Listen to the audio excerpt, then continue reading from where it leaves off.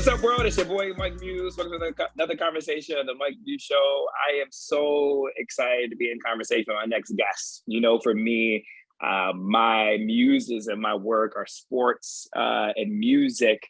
And those two are what inspires me and encourages me to do social construct. I think sports has a way of really capturing the attention of society, neutralizing certain topics, and allows topics to springboard off of that. And so anytime I can have a sports conversation, I am super excited to do that. I'm a big fan of sports. And not only is it summer, but it's baseball season. And what better pastime, as they say, America's pastime, than to talk baseball with a legend. I'm not only a legend, but a World Series champion with the Kansas City Royals, Mr. Willie Aikens. What is happening, my friend? Well, first of all, thanks for the kind words. You called me you call me a legend, but I don't think so. You know, if I would have had a longer baseball career and made some better choices and did the things on the baseball field and off the baseball field like I should have done, within I could be called a legend. But I thank you for the kind words anyway. No, it's okay. And I understand the humility aspect of it, but no matter what happened to you off the diamond, it doesn't take away your athletic prowess once you were inside the diamond. And no matter what happened to you as a result of things, which we're here to talk about in part, that doesn't mean it takes away from athletic. I have the ability to separate, and we're having this conversation right now as a society, right? When we think about certain artists right now who are in prison, right? Can you separate art from the artist, right? And so I've always been able to do that, but particularly when it comes to individuals like yourselves, in particular because of the fact that, Willie, you came up in the 80s, and in the 80s, a drug, let's say, epidemic was raging, right? And we didn't understand it as much as we do now. From now, we penalized it and we looked at it as a war on crime, a war on drugs, a war on community. But now we look at it from a health crisis when it comes to opioids. And so that's really why I'm excited to talk with you about how you kind of converged in that space and in that time period. Audience, Willie is here to promote the new movie that's going to be coming called The Royals, which is going to explore his life and his legacy, how this World Series star ended up getting caught up with the drugs and unfortunately got into the criminal justice system and is now here to tell the story. So what made you want to tell this story now, Willie? Well, when the book came out in 2012, written by Gregory Jordan, he had a friend named Scott Resnick, and Scott is the producer of the movie. And it was his idea that my story, you know, it should be told. It's a small budget movie. I invested in it, but Scott, he's the number one investor. And when he came to me about the idea, I thought it was outstanding. I mean, you know, most people that have a life in this world don't have a book written about them, mainly it's a movie. So I'm thrilled for it to come out. I'm thrilled for my fans, the people all over the world to get a chance to see the movie. The movie is post-prison. So everything that happens in the movie is after I got out of prison. Now, if people want to see what happened to me, that sent me to prison or whatever, they have to buy my book. Safe at Home. And, you know, they can get it on my website, willieaikens24.com, my email address, Twitter, Instagram, and Facebook. But they have to read the book. Yeah. So, Willie, here you are, World Series star, man. What was it like to play in the World Series? Well, you know, it was one of those times in my life that when I got traded to the Kansas City Royals in 1979, we had a pretty good baseball team. In 1979, I was with the Angels, and we beat the Kansas City Royals out by 3 games for the divisional title and played in the playoffs. Unfortunately for me, on September 18th, I slid into second base and tore my knee, so I didn't get a chance to play in the playoffs. But when I got traded in 79 and came to the Royals in 1980, they already had an established Major League Baseball team, George Brett, Hal McRae, Amos Otis. I think I was just the piece of the puzzle that made the team a playoff team. But you know, the first half of the season in 1980 in Kansas City, I was just coming off of knee surgery and I really struggled. And the fans in Kansas City, each and every day, they booed me out of the ballpark. I mean, they absolutely, literally booed me every single day. And then the second half of the baseball season, I came back and I had a pretty good year, which was the carryover to the playoffs. We swept the Yankees in 3 games and then went to the World Series. And, you know, the rest of it, mainly my whole baseball career really is based upon the 1980 World Series. Yeah. Mainly because October 14th, my birthday, I hit 2 home runs. Woo. In the 4th game of the World Series, I hit 2 more home runs. And that was the first time, in the history of the World Series that a player had multiple home games. So I was really proud of that. As you should be. That's why I called you a legend, Willie Aikens. I get it, man. Don't humble yourself. Not here on the Mike Muse show. I mean, not often we get a chance to talk to a World Series champion. Like, if you can, just for my own personal enjoyment, like, because that is a crowning achievement. I think in every industry, no matter what you are, if you're baseball, it's a World Series, basketball, it's NBA championship, right? If it's in corporations, you know, maybe it's one day getting to the C-suite, right? And maybe in education, it's maybe one day become a superintendent or a president of a university. So we always have like these crowning achievements. And so for me, I'm always curious to talk to people when they get to that crowning achievement for whatever they're into. And for you, it's baseball. What was it like when you stepped onto like home plate, you're at bat, and it's the World Series, your first World Series? Like, what are you feeling, right? Like, are you nervous? Are you excited? Are you scared? Well, I think to us as baseball players, it was just another baseball game. I mean, before the World Series started, I had heard that they was going to try to throw me fastballs inside. So the first pitch of the baseball game, I took it and it was a fastball inside. So when a hitter knows what's coming, it's a lot easier to hit the baseball. And for the rest of the series, you know, those home runs I hit, the first 3 came off fastballs out of the plate or inside. And the 4th one came off a hanging slider. But there have been baseball legends that have played the game for 15 or 20 years and have never made it to the World Series. So, you know, that's one of the achievements a player would like to have on their resume as a baseball player. But the thing that disappointed me is that we lost to the Philadelphia Phillies in the World Series in 1980. And then after I got traded in 83, the Kansas City Royals went back to the World Series in 1985, and they beat the St. Louis Cardinals. So I missed that one. Yeah.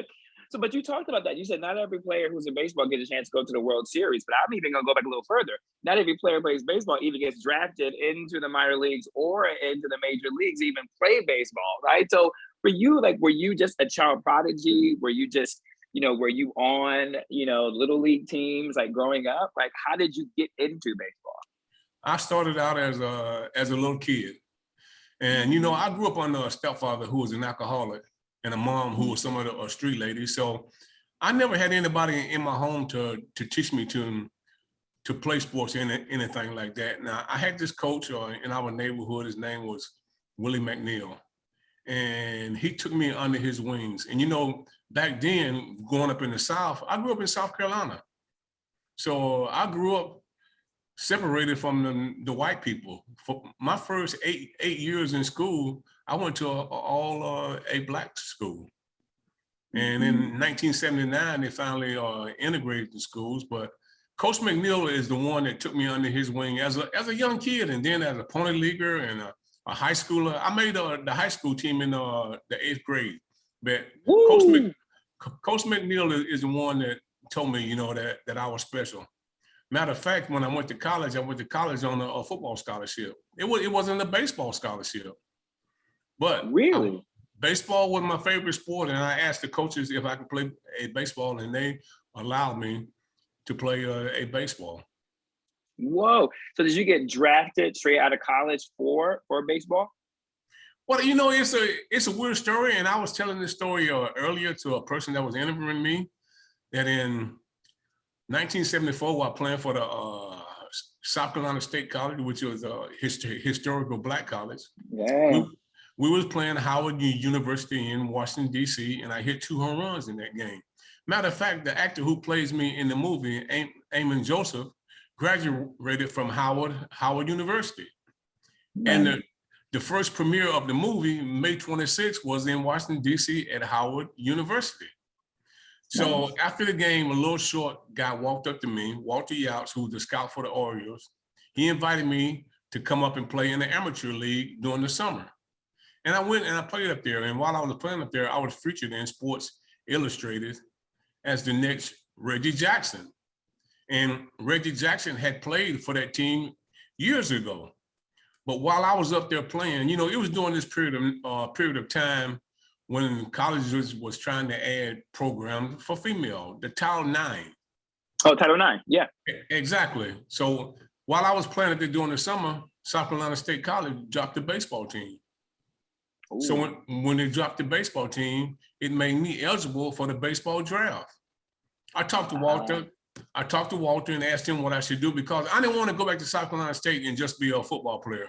I wanted to continue to play baseball. So Walter gave me some advice. He told me to just drop out of school and wait for the draft in January, and that I was going to be drafted by a major league team. Well, he knew because he had plans to draft me. So January 5th of 1975, I'm the second player picked in the country. And my teammate, Gene Richards, my teammate at South Carolina State College, was the number 1 pick. That was the first time in the history of college sports that 2 teammates had gone 1 and 2 in the draft. Whoa. Walter That's drafted amazing. me. Absolutely. Walter drafted me, came down to Seneca, South Carolina, gave me a bonus of $14,500, and the rest was history.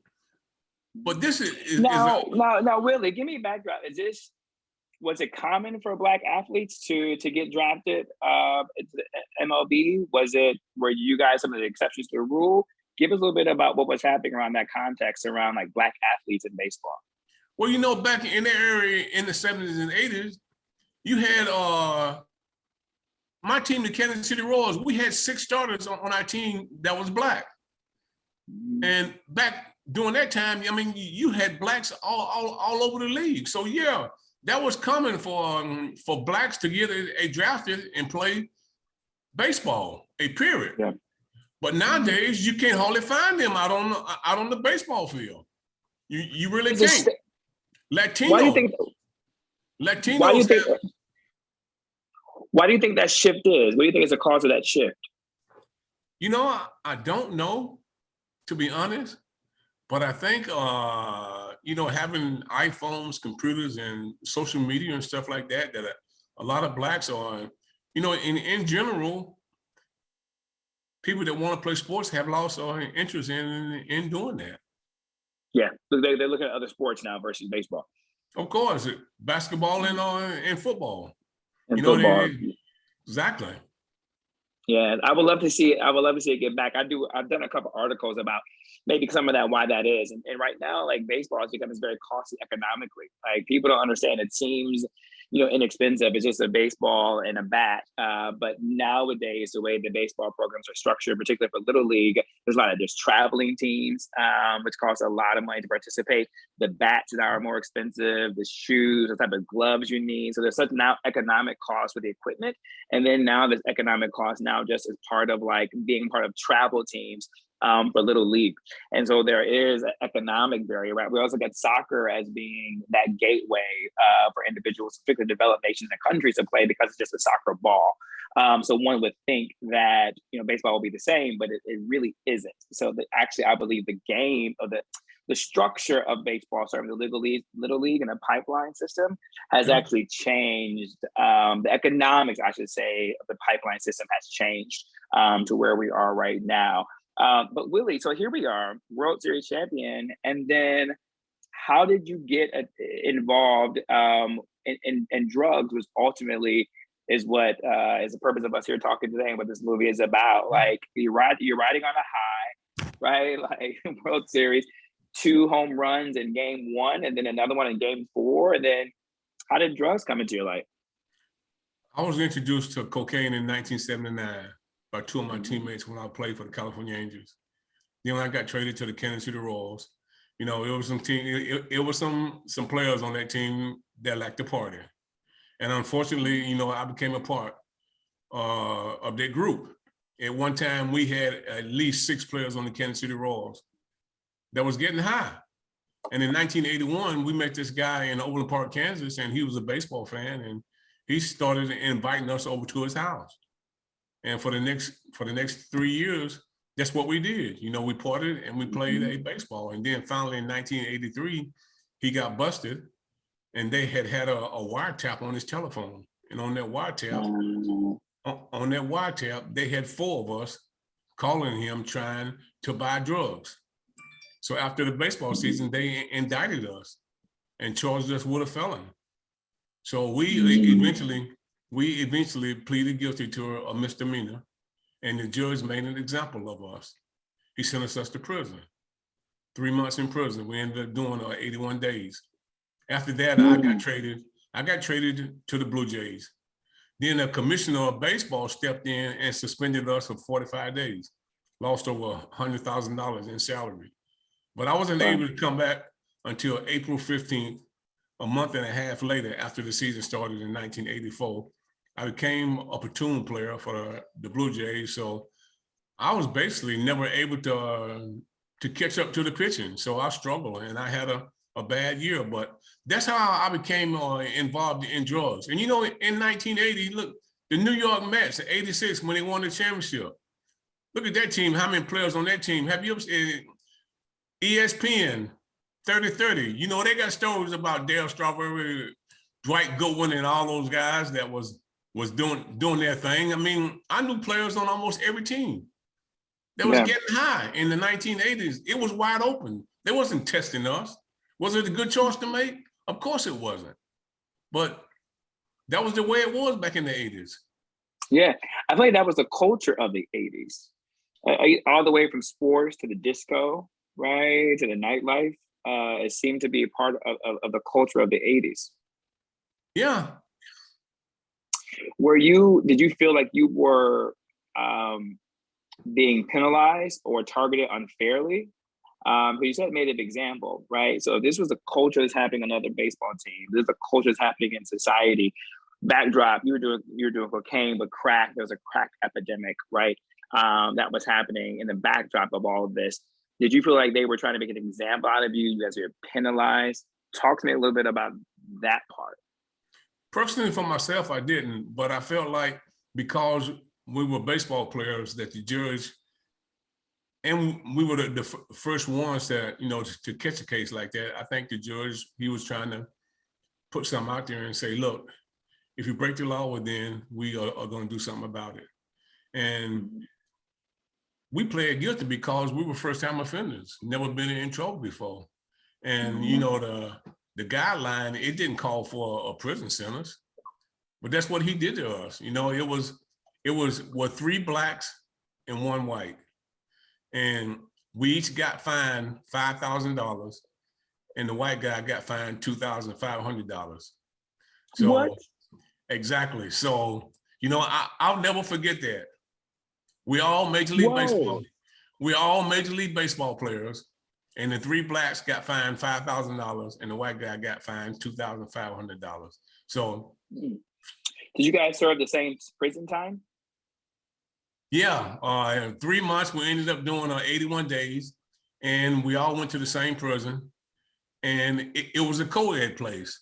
Believe it or not, I used to walk around the compound holding a female hand.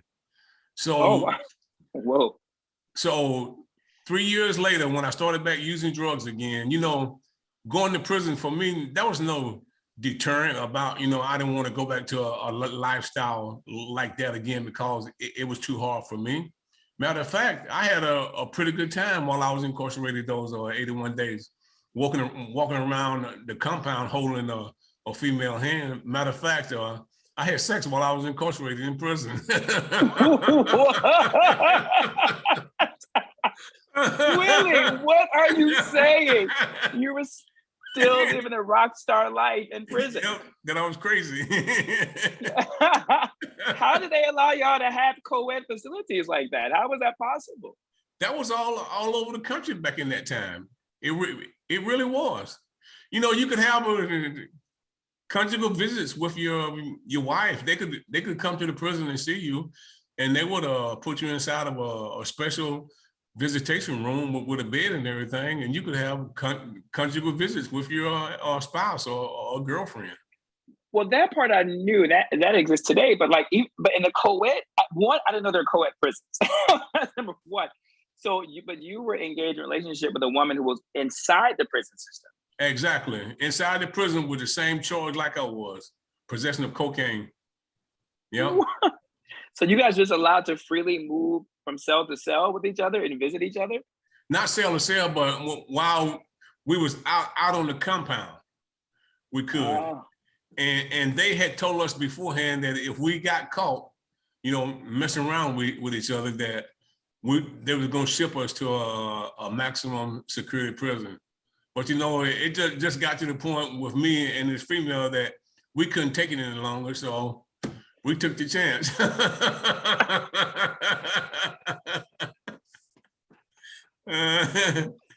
Willie, I'm assuming you might not want to air that. Oh no, buddy. That I don't cut anything. Yeah, no, I don't cut anything. So clearly, you guys didn't get caught. Exactly. Did you stay in touch with her, Willie? Did you stay in touch with her? Yeah. After I got out of prison, she lived in New Orleans, and after I got out of prison, I went to visit her a weekend, and you know, we stayed together the whole weekend and had a great time.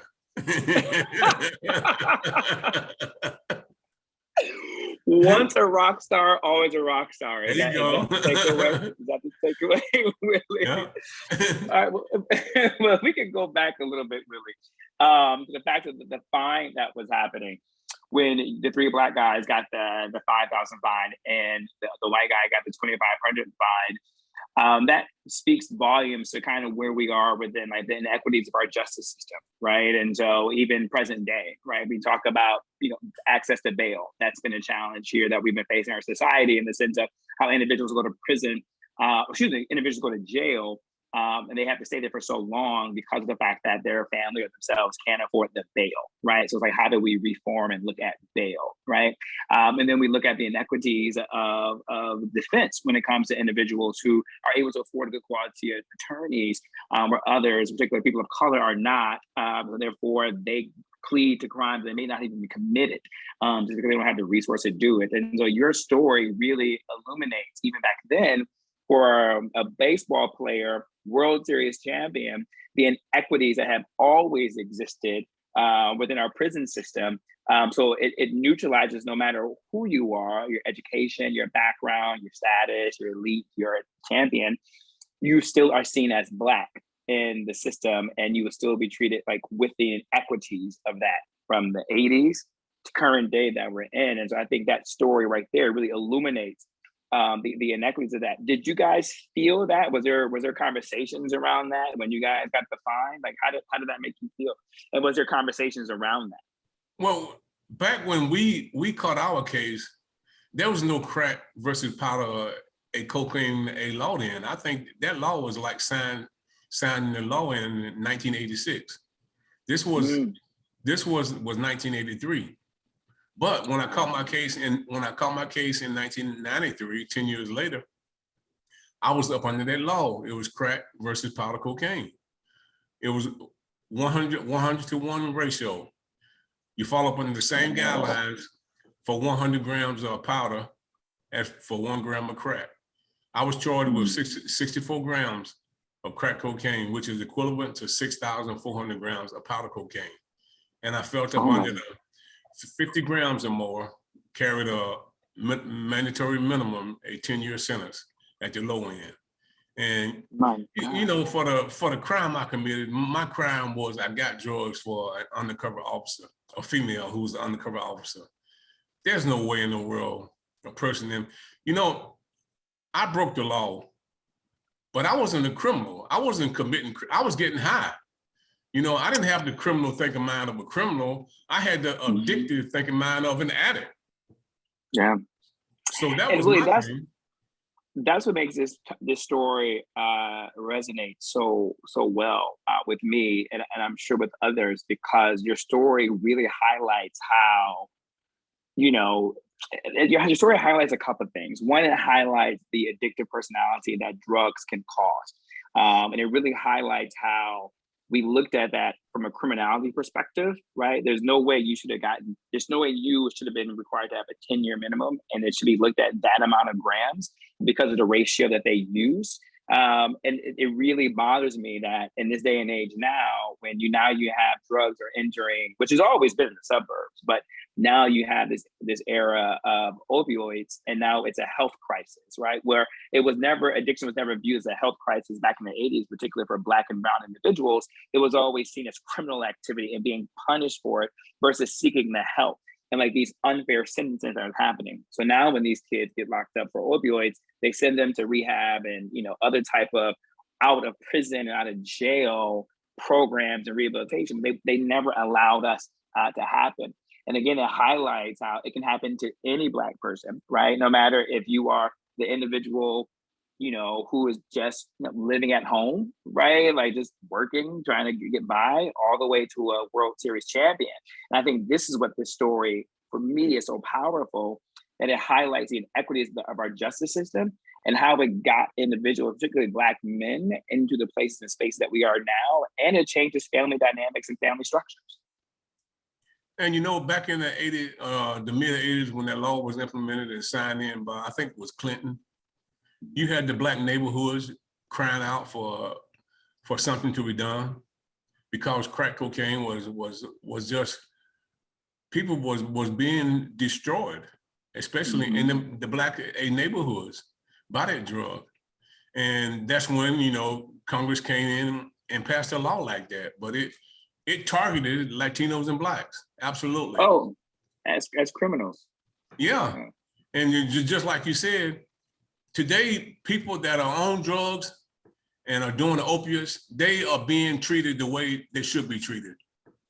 You know, put them in a drug court treatment and stuff like that. I mean, if I would have been sentenced to a drug court, would I have come out the same way? I don't know. But at least you don't know how a person is going to come out until that person has a chance to rehabilitate themselves. But you weren't even given that choice. Of course not. It didn't take me 14 years to straighten my life out. I think, you know, there were years, I spent years and years in prison that wasn't even necessary. But, you know, it was a mandatory minimum sentence. So when it came to the time for the judge to sentence me, his hands was tied because he couldn't go outside of the guidelines. The only way he could go outside of the guidelines would if I would have cooperated with the government. Then he could have gave me a lesser sentence. And you know, they often be 5 years at first in a plea deal, but they wanted me to cooperate to help get the drug dealers that I knew. And I wasn't gonna do that. Then 2 weeks before I went to trial, they offered me 9 years and I didn't have to cooperate. But I was like, hey, I'm gonna take my chances and go to trial. And on the advice of my lawyer, he told me to take the plea deal.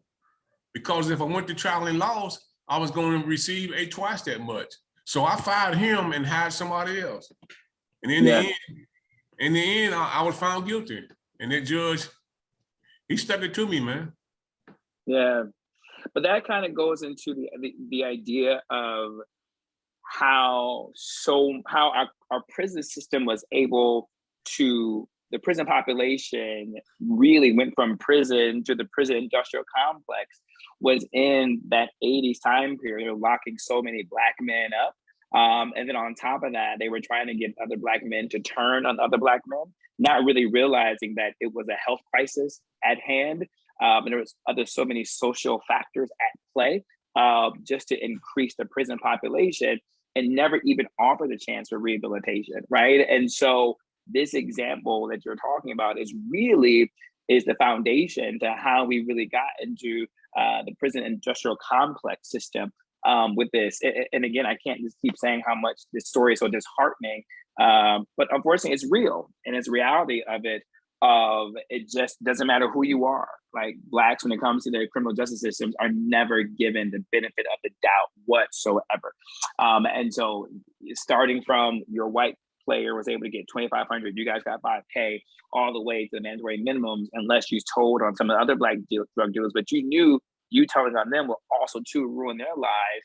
And no one's asking the question of how did they get here in the first place, where they felt they need to do that, right? From jobs, unemployment, to education, all the social economic factors and social factors that are involved. Willie, how do you feel now when you see like these white kids are able to get rehabilitation programs and not prison, knowing you and maybe some of your friends and colleagues were seen as criminals?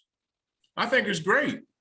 I mean, I think that's the position that they should be in. That they should have a chance to try and straighten their lives out. Look, I can deal with my situation because I've come to the conclusion, and I didn't think this way at first, but being taken out of that situation for me, it saved my life. Going to prison, it saved my life. Because I had no plans of stopping what I was doing. And taking me out of that situation gave me a chance to rehabilitate myself while I was incarcerated. And I praise God for that. But to answer your question. Go ahead. Go ahead. No. But to answer your question, if you are addicted to drugs alter your mind and changes your mood. In other words, they make you think irrational and they give you an attitude. And that's what happened with me as a ball player with Dick Howard. Al Hauser, I disrespected him because I was on drugs. But everything bad that's happened in my life dealing with the criminal justice system, first with the Kansas City Royals and then later on, was because I was under the influence of drugs, which made me think irrational. But as soon as I became clean and sober, I got my priorities in order and I straightened my life out. Yeah, Willie, congratulations for that. That's no easy feat. What was it that you think was able to turn around? Because that's not often the case. You know, a lot of individuals who go into the prison system become more hardened. There you go. They become more addicted. So your story is honestly, Willie, very unique. And it's very rare. Usually people go into the system, and that's why we have this term recidivism, because once they go in, they become hardened and they feel like the justice system treats them unfair. So they become disengaged with society, frustrated. Then once they get felonies, they can't get a job. You know, they can't get a career. Maybe that's allowed you, because of your World Series, fame, allowed you maybe a little bit of caveat to enter in society and become really paid a little bit more than others. But most people doesn't have that luxury, right? In terms of they never felt the roar of a crowd, right? They never felt the applause, right? Some of them never been hugged or loved on properly. And so they become hardened. And so they keep going in and out. They keep going in and out. So what is it about you that you think you were able to just turn it around in there? I think, first of all, I rededicated my life to Jesus Christ. And I made a decision that I was going to rehabilitate myself. Mm-hmm. And I gained a spiritual life while I was in prison. And I took those rehabilitation programs. I started working on Willie Aikens. I became a better father while I was incarcerated to my little girls. They were 5 and 6 when I went in. They were 19 and 20 when I got out. And a lot of people that go to prison for a long period of time don't have the relationships with high profile people like I had once I got out of prison. I had the background of being a professional baseball player. And I was dead broke because everything I had, I spent it on my little girls. So I get in contact with George Brett. He asked me to go over to his son's school and speak to the kids. He was impressed and he felt like I should be back in baseball. So he come out of halfway house, take me to a ball game. I meet Dayton Moore. Make a long story short, a couple years later, Dayton Moore hired me as a coach for the Kansas City Royals. That's amazing, Willie. That's amazing. Absolutely. Well, Willie, I'm so proud of you. I just wanted to say that, and you are a legend. So I'm going to keep saying that. I'm not going to lie. I'm not going to allow you to take that away from me, calling you a legend. I think that what I loved about this conversation is that we were able to highlight the inequities in two different ways. One, the inequities of Blacks and how it uses criminality, the unfairness, the sentencing, the fines, the inequities of that, the inequities of wanting to give maximum sentences or else telling other Black individuals in the community not understanding the dynamic of it. But on the flip side, I love how you said it yourself, that because you had a professional player and you had access to other professional people, high performing individuals, those who are well resourced, you were able to be caught when you got out of prison, right? And kind of help put you on a track where so many others of us who do get out never get caught. Sometimes they have no one to wait for them when they come out of prison. They get a couple bucks, a Greyhound bus ticket. They have to go to a community that they don't know, recognize. People may have judged them. They have no loved ones. Children may have felt isolated and turned their back on them. They felt worthless before, during, and then when they come out. And so that is the issue that I think we don't really talk about. For as many as the success stories of Willie Aikens, there's 1,000 of those who don't have that story upon exiting the system. And so you really today highlighted the inequities of both sides. And I hope people are listening and really understand the complication, the inequities, the damage that our criminal justice system has done to communities, to Black men, and ultimately structured families, restructured families. Your kids didn't see you for 10 plus years off an addiction that is a public health crisis and not a criminal crisis. Yep. And I'm so glad, Willie, that you acknowledge that. It's good that we are seeing it as a public health. But my heart goes out to those who were locked up and criminalized for an addiction that was a public health crisis, but it was deemed as a war on drugs, which ultimately became a war on Black people. Willie Aikens, you are a champion. I cannot wait to see the Royals. Where can people see it, Willie? I know it's in select theaters, but will it be streaming? Yeah, it's streaming on Amazon Prime, iTunes, Google Play, Apple TV, Vudu, and YouTube. Awesome. It's going to be in some selected theaters also. Yeah, Willie, you got to come back on the Mike Muse Show, man. There's so much more we can talk about. Particularly, I want to get more into the co-ed situation. Okay. That's great. Yeah. And before I let you go, Willie, who are you rooting for right now? Who's your team? I can't let you go without asking you, who's your team? Of course, the Kansas City Royals. I work for them. Oh, you're still there. Oh, you're still with them. Oh, that's great. Yeah. They've somewhat struggled on a whole baseball season, but as of lately, the team is starting to play better. But, I love it. It's a bunch of rookies on that team right now, at least 4 or 5 of them that I was their coach when they came into the system. So I'm proud of those guys. And it just Willie, threw me to hell. I'm gonna come down and check out a game. That way I can meet you in person. That sounds good, Mike. All right, Willie, man. Audience, please make sure you go watch the Royal streaming now, all platforms. I can't wait to see it, especially based on this conversation. I know you will as well. Willie Aikens, go get him, my friend. So proud of you. Thanks, Mike. Thanks for having me, brother. I really appreciate it.